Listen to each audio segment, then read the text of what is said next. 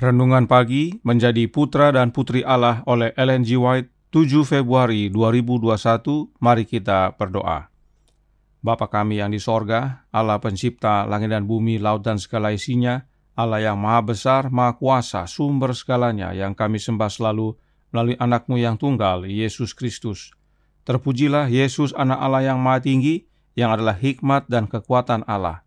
Pada pagi hari ini kami bersyukur boleh bangun dan berbakti, dan sebagaimana kami membaca dan mendengarkan nasihat firman-Mu, kiranya Roh-Mu ya Yesus menguasai hati dan pikiran kami, agar kebenaran ini mengubahkan hidup kami. Beserta kami sepanjang perbaktian ini, kehendak-Mu yang jadi. Ampun kami akan dosa dan salah, karena kami berdoa hanya dalam nama anak Allah yang tunggal, Yesus Kristus, yang adalah Tuhan dan Juru Selamat kami. Amin. Renungan hari ini akan dibacakan oleh Ibu Poppy Kumentas. Silahkan Ibu Poppy. Renungan pagi tanggal 7 Februari 2021 dengan judul Untuk Menjadi Kekuatan Bagi Segala Bangsa. Ayat inti Mazmur 68 ayat 29. Kerahkanlah kekuatan-Mu ya Allah, tunjukkanlah kekuatan-Mu ya Allah, Engkau yang telah bertindak bagi kami. Hukum-hukum Allah bukan hanya untuk bangsa Yahudi saja. Hukum moral itu telah diberikan sebelum orang Yahudi ada. 10 hukum itu adalah kewajiban universal. Peraturan-peraturan pengorbanan dimaksudkan untuk mengibaratkan korban yang besar itu, yakni anak domba Allah yang akan mengangkut dosa dunia ini, dan demi kepentingan si pelanggar memenuhi segala tuntutan keadilan ilahi. Tuhan tidak akan mengizinkan umat-Nya eksklusif. Utusan-utusan Kristus yang diwakilkannya harus menyiarkan Injil anugerah-Nya kepada segala bangsa, bahasa, dan kaum. Kita harus menyiarkan bahwa pengantara besar itu sedang audensi kepada seluruh dunia. Gereja Yahudi dipanggil sebagai wakil Allah kepada satu dunia yang mendurhaka supaya melaksanakan tugas ini. Bangsa Yahudi harus memelihara keadaan mereka sebagai satu bangsa yang berbeda dari bangsa-bangsa yang menyembah berhala di atas dunia ini. Mereka harus berdiri di dunia ini, memeliharakan keistimewaan dan tabiat mereka yang suci. Mereka dapat mempertahankan kerohanian mereka sendiri oleh melakukan apa yang telah gagal dilakukan oleh Adam dan Hawa, dengan memberikan penurutan kepada semua perintah Allah, dan di dalam tabiat mereka mewakilkan kemurahan, kebaikan, belas kasihan, dan kasih Allah. Dalam kemuliaan tabiat mereka yang seperti itu, mereka dapat berdiri lebih tinggi dari segala bangsa yang lain, karena oleh perantaraan suatu bangsa yang suci dan menurut, Tuhan akan menyatakan berkat-berkat-Nya yang limpah.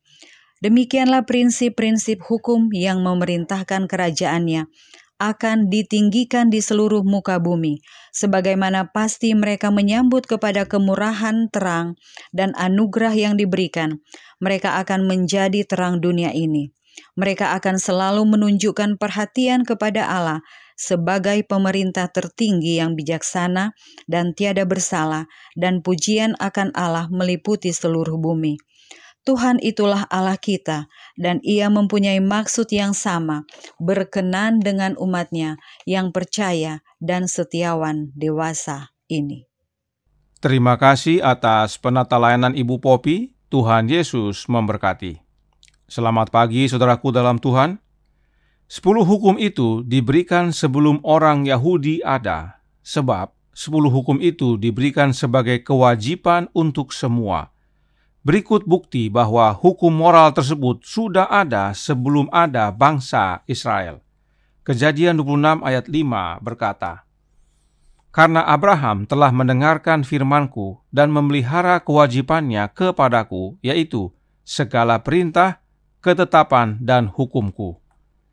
Ayat ini adalah pengakuan Allah kepada Abraham yang telah menuruti perintah, ketetapan, dan hukum Allah. Dan itu bukan hanya untuk dirinya sendiri. Roh Nubuat menjelaskan dalam From Eternity Past halaman 86 paragraf 1 menjelaskan, rumah tangga Abraham terdiri lebih dari 1000 jiwa. Di sini seperti di sekolah, mereka menerima petunjuk yang akan mempersiapkan mereka untuk menjadi wakil dari iman yang benar. Dia melatih kepala keluarga dan metode pemerintahannya akan dilakukan dalam rumah tangga yang harus mereka pimpin. Allah melatih kepala keluarga. Allah melatih Abraham, dan kemudian Abraham ajarkan hukum Allah kepada seluruh orang yang hidup bersama dia, dan jumlahnya tidak sedikit, lebih dari 1.000 jiwa. Kemudian, bukti berikutnya, Keluaran 16 ayat 27 dan 28 yang berkata, "Tetapi ketika pada hari ke-7 ada dari bangsa itu yang keluar memungutnya, tidaklah mereka mendapatnya. Sebab itu Tuhan berfirman kepada Musa, berapa lama lagi kamu menolak mengikuti segala perintahku dan hukumku?" Ini adalah perkataan Tuhan kepada Musa pada peristiwa pemberian mana di padang gurun. Perhatikan, Tuhan berkata kepada Musa, berapa lama lagi kamu menolak mengikuti segala perintahku dan hukumku? Artinya, hukum Tuhan itu sudah ada sebelum peristiwa Gunung Sinai. Roh Nubuat berkata dalam From Eternity Past halaman 204 paragraf 2 yang berkata, dalam pemberian mana kita memiliki bukti yang meyakinkan bahwa hari Sabat tidak dilembagakan ketika hukum diberikan di Sinai. Sebelum orang Israel datang ke Sinai, mereka memahami bahwa Sabat adalah kewajiban bagi mereka. Dan memang hari Sabat Allah ciptakan pada akhir dari minggu penciptaan, yaitu pada hari ke-7. Dan saat hari Sabat diciptakan, bangsa Israel belum ada, bahkan Abraham sendiri belum ada. Perhatikan, Roh Nubuat menuliskan dalam Spiritual Gifts volume 1 halaman 113 paragraf 1 yang berkata, hari Sabat dilembagakan di Eden sebelum kejatuhan dan dipatuhi oleh Adam dan Hawa serta semua bala tentara sorga. Jelas sekali, dan bahkan tidak hanya Adam dan Hawa, tetapi seluruh bala tentara sorga juga mematuhi hari Sabat. Bahkan, Roh Nubuat juga menyatakan dalam Kerinduan Segala Zaman buku kedua halaman 419 paragraf 2 yang berbunyi, pada mula pertama, Bapa dan Anak telah beristirahat pada hari Sabat setelah menyelesaikan pekerjaan penciptaan. Jadi, Allah Bapa dan Anaknya serta para malaikat sorga dan juga Adam dan Hawa merayakan Sabat. Apakah ada oknum lain yang terlupa dan tidak ikut? Tidak ada, sebab penghuni sorga adalah Bapa, Anaknya, dan para malaikat. Ini semua bukti nyata dan jelas bahwa hukum Allah itu bukan nanti diberikan di Gunung Sinai. Bukan. Hukum Allah sudah ada sebelumnya karena itulah salinan karakter Allah. Dan hukum itu diberikan bagi semua umat manusia. Dan itu sebabnya renungan hari ini menyatakan bahwa bangsa Israel dipilih Allah untuk menjadi teladan penurutan akan hukum Allah serta menjadi saluran berkat bagi bangsa-bangsa lain.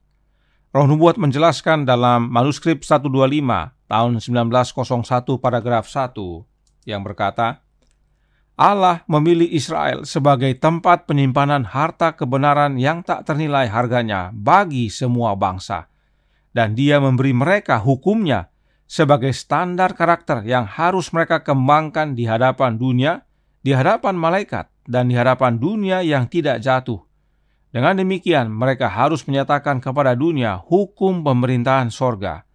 Melalui ajaran dan teladan mereka harus memberikan kesaksian yang pasti tentang kebenaran. Inilah dasarnya Israel dipilih oleh Allah, bukan menjadi bangsa yang eksklusif, tetapi menjadi terang bagi dunia lain yang tidak jatuh dalam dosa, serta bagi para malaikat. Sayangnya mereka gagal. Bagaimana dengan kita, Israel rohani? Tugas kita sama. Sebagaimana renungan kemarin bahwa standar karakter dan hubungan kita dengan sesama adalah hukum Allah. Kita harus menyatakan kepada dunia bahwa hukum Allah, yaitu 10 hukum tersebut, bukanlah milik orang Yahudi, tetapi Allah berikan untuk segala bangsa. Karenanya, Yohanes menuliskan Wahyu 14 ayat 6 dan 7 yang berbunyi, Dan aku melihat seorang malaikat lain terbang di tengah-tengah langit, dan padanya ada Injil yang kekal untuk diberitakannya kepada mereka yang diam di atas bumi dan kepada semua bangsa dan suku dan bahasa dan kaum. Dan ia berseru dengan suara nyaring, "Takutlah akan Allah dan muliakanlah Dia, karena telah tiba saat penghakimannya, dan sembahlah Dia yang telah menjadikan langit dan bumi dan laut dan semua mata air." Pekabaran malaikat pertama ini diberikan untuk dikumandangkan kepada semua bangsa, suku, bahasa, dan kaum. Karena dunia sudah tidak menuruti hukum Allah, teristimewa sudah tidak menyembah Allah yang benar, sebagaimana 10 hukum menyatakan. Ingat, melanggar satu, melanggar semua. Roh Nubuat berkata dalam Para Nabi dan Bapa, jilid 1, halaman 320, paragraf 2, yang berbunyi, "Janganlah padamu ada ilah lain di hadapan hadiratku. Tuhan yang kekal, yang jadi dengan sendirinya, satu oknum yang tidak diciptakan. Dia sendiri sebagai sumber dan pemberi hidup kepada semua orang, adalah satu-satunya oknum yang berhak untuk disembah dan mendapat kehormatan yang terutama." Ini hukum pertama dari 10 hukum, dan dunia sudah langgar. Itu sebabnya Israel rohani harus hidupkan hukum Allah dengan benar dan kabarkan kepada dunia agar kembali menyembah Allah yang benar, sebagaimana hukum Allah nyatakan. Karena Dia sendiri satu-satunya oknum yang berhak untuk disembah dan mendapat kehormatan yang terutama. Nah, apakah buktinya dunia sudah melanggar hukum pertama ini? Perhatikan dalam bahasa Inggris, Nyonya White secara jelas dan nyata menggunakan kata Jehovah. Siapakah Jehovah ini? Mari kita ikuti penjelasan rangkaian Alkitab berikut ini. Yang pertama, Mazmur 83 ayat 19, yang berkata, "Supaya mereka tahu bahwa Engkau sajalah yang bernama Tuhan, yang maha tinggi atas seluruh bumi." Kata Tuhan dalam huruf besar dalam Alkitab diterjemahkan dari kata Ibrani Yahweh, yang dalam bahasa Inggris diterjemahkan menjadi Jehovah. Jadi, kata Tuhan dalam huruf besar sama dengan Jehovah. Itu sebabnya dalam Mazmur 83 ayat 18, versi King James, kata Tuhan dalam huruf besar langsung ditulis dengan kata Jehovah. "Whose name alone is Jehovah art the most high." Nah, yang bernama Jehovah ini hanya satu, tunggal, sebab disebutkan Engkau saja yang bernama Tuhan. Siapakah Dia? Lihat kalimat yang ditandai hijau, yang maha tinggi atau the most high. Kita buka Markus 5 ayat 7 yang berkata, "Dan dengan keras ia berteriak, 'Apa urusanmu dengan aku, hai Yesus, anak Allah yang maha tinggi? Demi Allah, jangan siksa aku.'" Yang maha tinggi ini mempunyai anak, dan Dia bernama Yesus. Karenanya, Jehovah ini adalah Allah Bapa.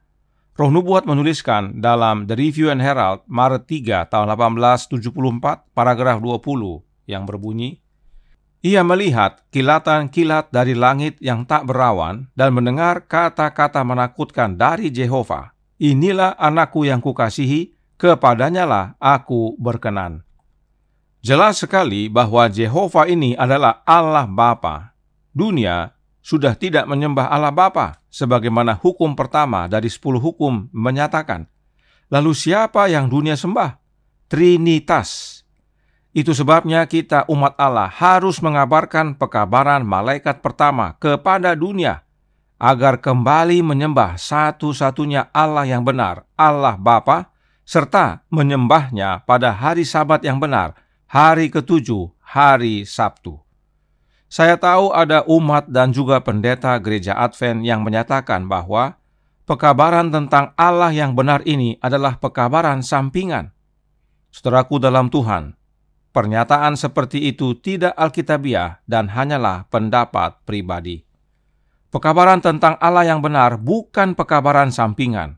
Ini adalah pekabaran malaikat pertama. Ini pekabaran utama sebab isu akhir zaman adalah isu penyembahan. Siapa yang kita sembah? Dan siapa yang kita sembah berhubungan dengan keselamatan kita. Itu sebabnya harus kita kabarkan. dan itu sebabnya ada pekabaran malaikat pertama. Gereja Advent saat ini mempunyai tema besar yaitu I Will Go, dan tema kecilnya adalah mengabarkan pekabaran 3 malaikat. Karenanya kami menghimbau kepada gereja Advent untuk mengabarkan kebenaran. Jangan panggil dunia untuk sembah Trinitas. Itu namanya blunder. Sebab dunia sudah sembah Trinitas. Untuk apa dipanggil kembali menyembah Trinitas? Umat Kristen dan Katolik sudah dengan doktrin Trinitasnya. Kemudian umat Hindu dengan Trimurti. Dan umat Buddha dengan Trikaya, serta keyakinan lainnya. Adalah kesia-siaan dan memprihatinkan jika gereja Advent memanggil dunia untuk datang sembah Trinitas. Panggilah dunia untuk sembah Allah Bapa. Itu baru namanya pekabaran malaikat pertama yang penuh kuasa. Dan perhatikan, Wahyu 14 ayat 6 menyatakan Injil yang kekal. Apa maksudnya? Membina kehidupan abadi, halaman 172 paragraf 2 menjelaskan. Pemberitaan mengenai penghukuman adalah suatu pemberitahuan tentang kedatangan Kristus yang kedua kali sudah dekat. Dan pekabaran ini disebut Injil yang kekal. Oleh sebab itu, khotbah tentang kedatangan Kristus yang kedua kali, pemberitahuan tentang dekatnya masa itu, ditujukan menjadi suatu bagian penting dari Injil kebenaran. Inilah pentingnya mengabarkan yang benar, sebab pekabaran malaikat pertama itu berhubungan dengan kedatangan Yesus yang kedua kali, dan itulah Injil.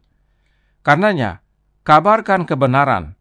10 hukum itu adalah milik Allah Bapa. Lihat pelajaran tanggal 1 dan 2 Februari. Hukum pertama dari 10 hukum adalah untuk menyembah Allah yang benar, yaitu Allah Bapa. Jika kita melanggar yang pertama, itu sama dengan melanggar semua. Dan hukum pertama itu adalah dasar dari hukum yang berikutnya. Coba renungkan saudaraku dalam Tuhan. Hukum itu milik Allah Bapa, tetapi gereja panggil dunia untuk sembah Trinitas. Bukankah hal itu sesuatu yang menyedihkan? Inilah pentingnya kita kabarkan hukum Allah dengan benar dan panggil dunia untuk sembah Allah yang benar, Allah Bapa. Sebab itulah kekuatan dari seluruh bangsa.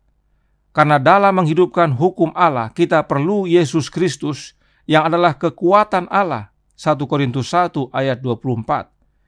Kita menjadi kuat karena Kristus hidup dalam diri kita.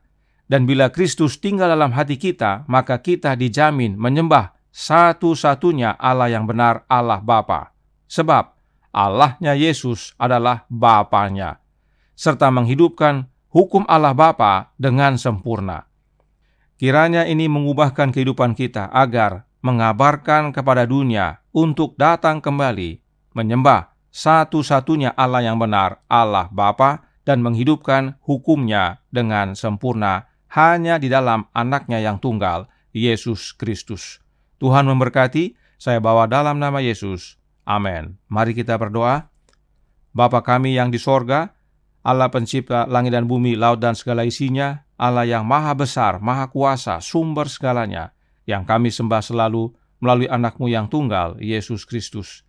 Terima kasih atas nasihat yang baik dan penting pagi hari ini, agar kami menjadi juru kabar bagi kebenaran Tuhan, untuk memanggil dunia kembali kepadamu ya Bapa, dan menuruti hukum-Mu dengan sempurna hanya di dalam anakmu yang tunggal, Yesus Kristus. Karenanya, curahkan roh anakmu ya Bapa ke dalam hati ini, agar kami bertumbuh setiap hari menjadi serupa dengan anakmu dan selaras dengan kehendak-Mu. Beserta kami sepanjang hari ini, kehendak-Mu yang jadi, ampun kami akan dosa dan salah, karena kami berdoa hanya dalam nama anak Allah yang tunggal, Yesus Kristus, yang adalah Tuhan dan Juru Selamat kami. Amin.